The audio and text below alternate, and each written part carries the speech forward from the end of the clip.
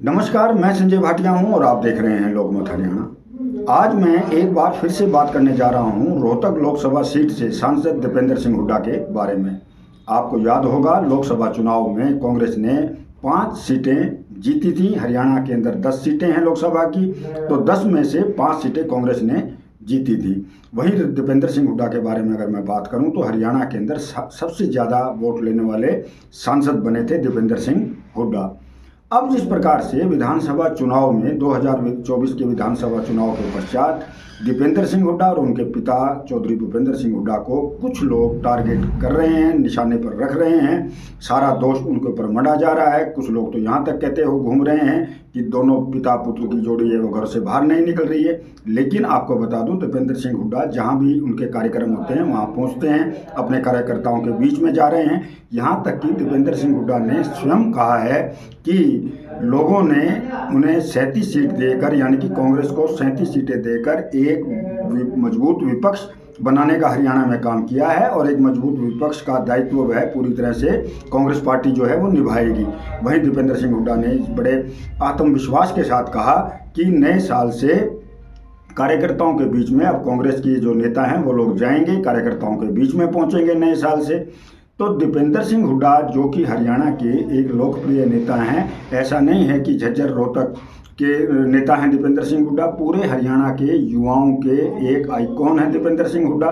दीपेंद्र सिंह हुड्डा ही युवा नेताओं में एकमात्र ऐसे नेता हैं जिनका प्रभाव पूरे हरियाणा में दिखाई देता है। यानी कि पंचकुला से लेकर रेवाड़ी तक, नारनौल, महेंद्रगढ़, झज्जर, रोहतक, फतेहाबाद, सिरसा, जींद, यानी कि हरियाणा के जितने भी जिले हैं उनमें दीपेंद्र सिंह हुड्डा की एक अलग फैन फॉलोइंग है। जैसा कि मैंने आपको पहले भी बताया था कि विधानसभा चुनाव के हार के पश्चात जिस प्रकार से चौधरी भूपेंद्र सिंह हुड्डा और दीपेंद्र सिंह हुड्डा को टारगेट किया जा रहा है, उन्हें निशाने पर लिया जा रहा है, ऐसा लगता है कि एकदम से कोई एक ऐसी लॉबी जो है वो कांग्रेस के भीतर ही निकल कर आई है, जो कि इन पिता पुत्र की जोड़ी को, जिस जोड़ी ने पूरे हरियाणा में धुआंधार प्रचार किया, दिन रात मेहनत की, इसी का नतीजा रहा था कि 31 से बढ़कर 37 सीटें कांग्रेस ने इस विधानसभा चुनाव में जीती। यानी कि पिछली बार 31 थी, इस बार 37 थी।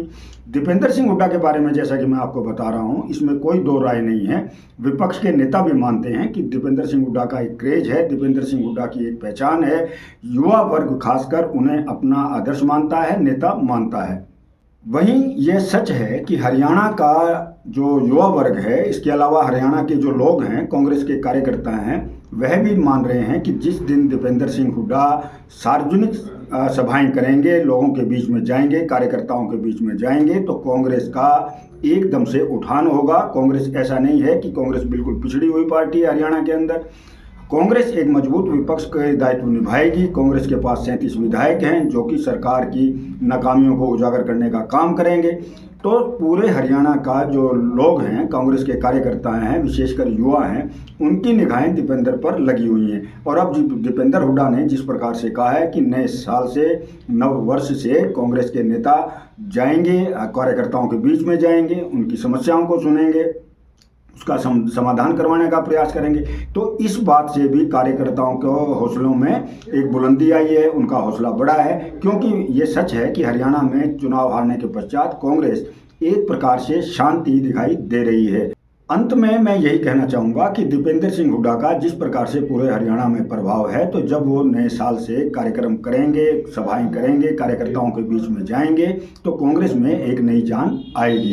इसके पीछे सबसे बड़ा कारण ये है कि लोग उन्हें अपना मानते हैं। लोगों को ऐसा लगता है कि वाकई में ही जो नेता होना चाहिए दीपेंद्र सिंह हुड्डा जैसा होना चाहिए। मैंने कई जनसभाओं में देखा, रैलियों में देखा, बुजुर्ग लोग उन्हें टकटकी लगाए देखते हैं। उन्हें ऐसा लगता है कि उन्हीं के परिवार का कोई सदस्य मंच पर संबोधन कर रहा है। तो दीपेंद्र सिंह हुड्डा की एक अलग पहचान है। विपक्ष के नेता भी मानते हैं कि दीपेंद्र सिंह हुड्डा एक वाकई में ही एक अच्छे नेता हैं। उनका संबोधन बहुत बढ़िया होता है, उनकी एक अपनी एक अलग फैन फॉलोइंग है जो कि बहुत कम नेताओं को दिखाई देती है।